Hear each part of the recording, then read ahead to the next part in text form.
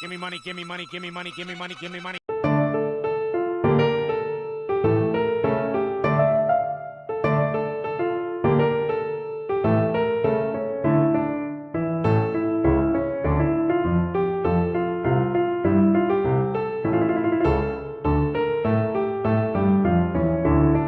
Those of you who enjoyed The Legend of Korra's Garbage and Here's Why probably got excited at the prospect of this spirited midnight quickie, and those of you who didn't already rage unsubscribed a month ago, so there's no point in acknowledging your existence. But one gaping hole in my critical mauling of The Legend of Korra was Season 4, taking a far more broad lens to the overall problem of Bryke's laziness and not really delving into the nitty-gritty of the story like I did with Unalaq and Zahir. Of course, there wasn't as much to unpack in the 4th season. It was little more than a retread of the problems of every other season, and Season 2 and 3 had more interesting things to talk about, like the complete destruction of the best story they had in the former, and the abandonment of their attempts at philosophical nuance in favor of making things go boom in the latter. But in the name of being complete, I'll revisit the 4th season in more detail. Just cause I like ya. While Amon, Unalaq, and Zahir got thorough deconstructions in The Legend of Korra's Garbage and Here's Why, Kuvira was more glossed over. I talked about a lot of her more open displays of ass-kicking, but when it came to talk about her design, I focused more on Bryke's open laziness on part of how they presented her, rather than Kuvira's design as a villain herself. You could argue that this made sense considering Kuvira is mostly just a Hitler ex-spy and there isn't much to her, but the fact that I spent the start of the video talking about how cool it was watching her smack the living daylights out of people, some people found that troubling. Unfortunately, that's pretty much the intended effect of characters like this. When it comes to storytelling, Nazis are a means to an end. They're perfect for protagonist-centric stories where the motivations of the villains aren't important, because regardless of their motivations, they still have to die anyway. This worked in The Last Airbender, where the Fire Nation's imperialistic goal of spreading the glory of the Fire Nation across the world is basically Nazism as a concept, albeit a more G-rated version of it. They didn't need to be complex, because why they're trying to take over the world doesn't really matter. Even if they had a reason, we're still going to stop them. We're not just going to say, oh, I guess you have a point, and surrender to our new overlords. But the problem is that if you can't make them compelling,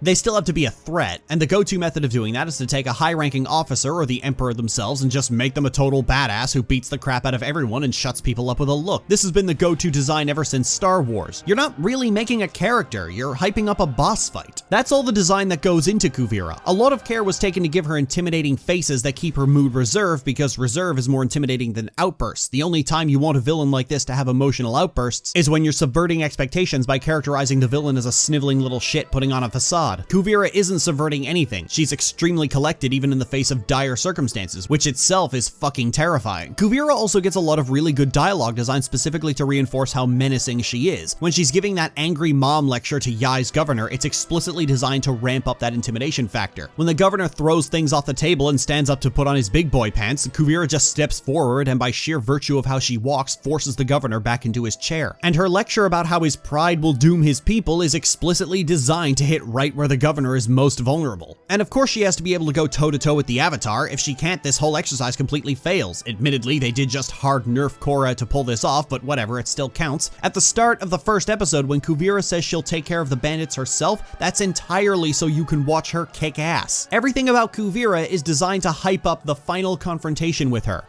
and it does that job very well.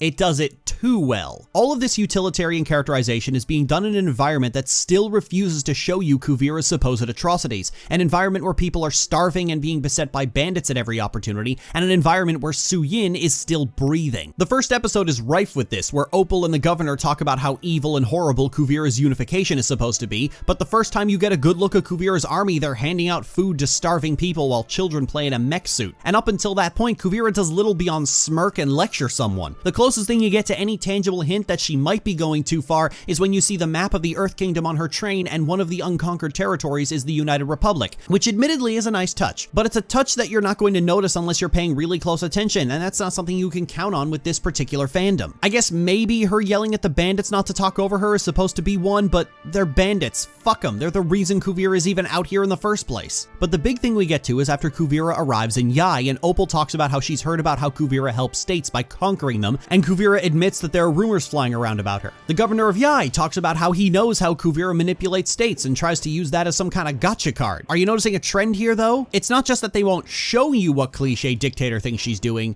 they won't even tell you what those cliche dictator things are. It isn't until the third episode that we get a brief mention that she's throwing her dissenters into prison camps. But again, What was Kuvira doing to warrant dissension in the first place? Dissenters don't just pop up for no reason. Kuvira had to have done something to piss them off in the first place, so what was it? And little comes of this until more than halfway through the season, and more time is spent establishing how unfit to rule Prince Wu is and what a privileged little shitbag he's being. Prince Wu is the same kind of malcontent his aunt was, more concerned with an opulent lifestyle than actually leading a country. So the inevitable scene where Kuvira refuses to step down, that is supposed to showcase how she refuses to give up her power, is undermined by the fact that giving that power to Prince Wu is a stupid idea, and Kuvira is right to object to it. Right before Kuvira's speech, Prince Wu showcases how bitter he is to not have royal jewelry. Yeah, Prince Wu's character arc is supposedly about literally having his privilege checked, but that isn't for another 5 or 6 episodes. This is the overwhelming problem with trying to use bare-bones autocracy as a villain. The entire world design of the Earth Kingdom at this point isn't suited for it. It's in shambles, it's only just starting to get back onto its feet, and the scars of war with the Fire Nation are still stinging to this day. This is a very chaotic situation to be in, and the implications of the Empire as the villain doesn't work because any action taken against them can potentially have a massive domino effect. Now that's actually a really good story idea. We can't just kill this tyrannical despot because that creates more problems for us than we're prepared to deal with.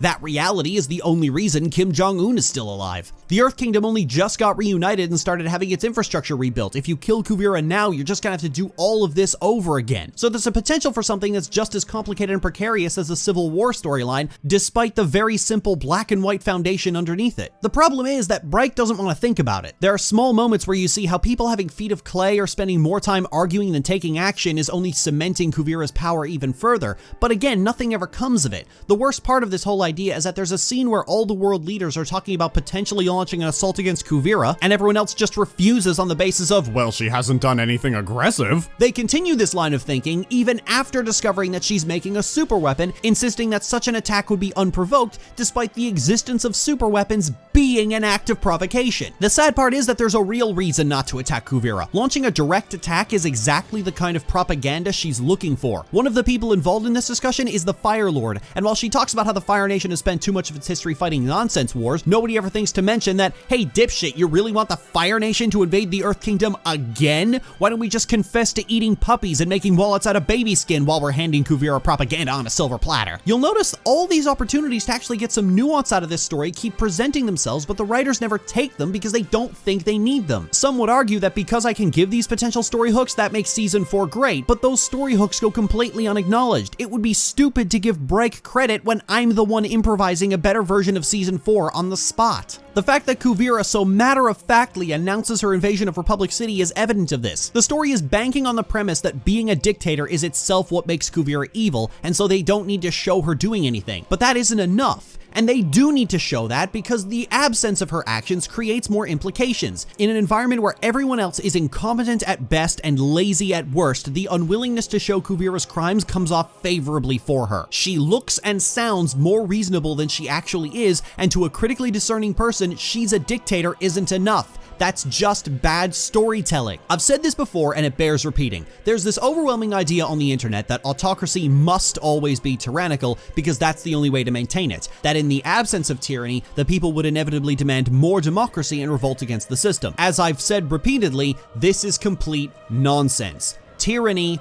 always precedes rebellion, not the other way around. Almost all real-world tyrants achieve their power through exploitation of the system or through sparking a facade revolution of their own. As a result, they're almost always paranoid about losing their power to someone else playing the same game they did. The Last Airbender had this as a minor subplot. Azula used a great deal of manipulation and guile to take Ba Sing Se, cementing herself as Fire Lord when Ozai declared himself Phoenix King. But the knowledge of how much underhanded backstabbing she had to engage in to get there, along with the fact that Mei and Ty Lee had betrayed her to allow Zuko to escape, she became immediately paranoid and started banishing people without reason. Paranoia is ultimately what ends up being an autocrat's downfall, because paranoia leads to tyranny, which leads to revolution. Autocracy is often acquired through subterfuge, and as a result, the autocrat is paranoid about said subterfuge being turned on them. The key failing of autocracy is an inverse of the key failing of anarchism. You're putting the trust in a single person to not succumb to their vices. You could, in theory, have a completely benevolent dictatorship that the people are happy living under,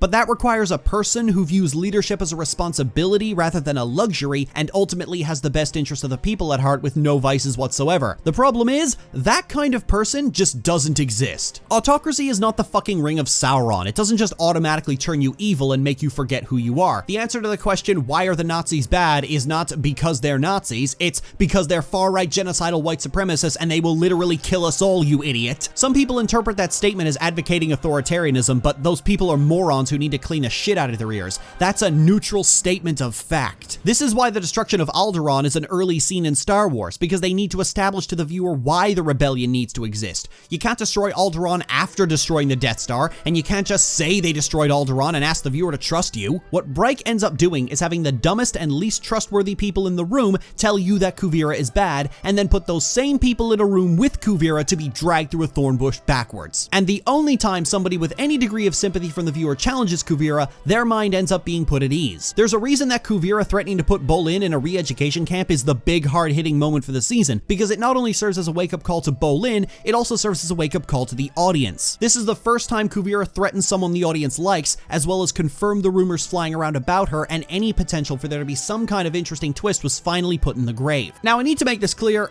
It's not that I didn't see this coming. I'm not stupid. The thing is, I tried very hard to find things to like about The Legend of Korra. It's right up there with The Legend of Zelda when it comes to a series I tried really damn hard to find something good, because this kind of show is, in theory, everything I love and want in a show. When you give basic summaries for every season, all of them sound really cool. It's when that intent has to start playing out that it starts falling apart at the seams. After 3 seasons of this, I knew they were gonna fuck Kuvira up somehow. What I didn't expect was for them to make the same mistake twice. I went in giving the writers just a little credit that they wouldn't repeat their own mistakes. But they did. And that's what bothers me about Kuvira, because she repeats the mistakes of every other villain. She has all the secondhand characterization of Amon, the ideological poison resulting in zero need to establish anything of Zaire, and worst of all, a first half of a season dripping with potential that gets immediately erased in the second half of Unalaq. And that last one is what bothers me the most. You see, there are 3 characters I really liked in The Legend of Korra. Characters who I honestly think the show would have been better served focusing on because they were very well made. Tenzin and Lin Beifong were the 2 I explicitly mentioned in the big video,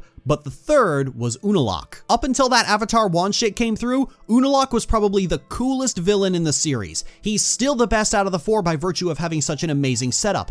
I like Civil War stories more than any other kind of conflict because you're allowed to make it extremely personal. This is reflected in the way that Korra only stops being neutral once she learns that Unalaq has directly targeted her father. Her reasons for taking a side are personal and selfish. And I love that. I love that Korra's motivations for picking a side are inherently personal. I love how Unalaq pretty much had Korra in his pocket until he made the mistake of going after Tonraq. A tactical mistake rather than an ideological one ended up costing him his most valuable ally. Unalaq's biggest mistake was hedging all his bets on the Avatar behaving exactly the way the Avatar is expected to behave by the rest of the world, an expectation that Korra has never actually been able to meet. Unalaq never expected Korra to ram the judge off the side of the road and threaten to murder him if he didn't confess, because nobody expects the Avatar to do something like that. Also, Korra loves her dad, and that's sweet. You never get to see how the Avatar's relationship with their family is. You get a lot of that with Korra. I love that. But despite cartoon fandoms crying out for cartoons to be more mature and take themselves more seriously with more complex and messy storylines, the fandom looked at this season doing exactly that and turned up its nose immediately. Unalaq was denounced as a boring villain, the season's first half was derided as confusing and hard to follow, Beginnings was considered the greatest thing ever made, and the Dragon Ball Z fight in the last episode was something the fandom loved to no end. They demanded it to be more mature, they got exactly what they demanded in probably the best form you're ever going to get it, and they spat it back out.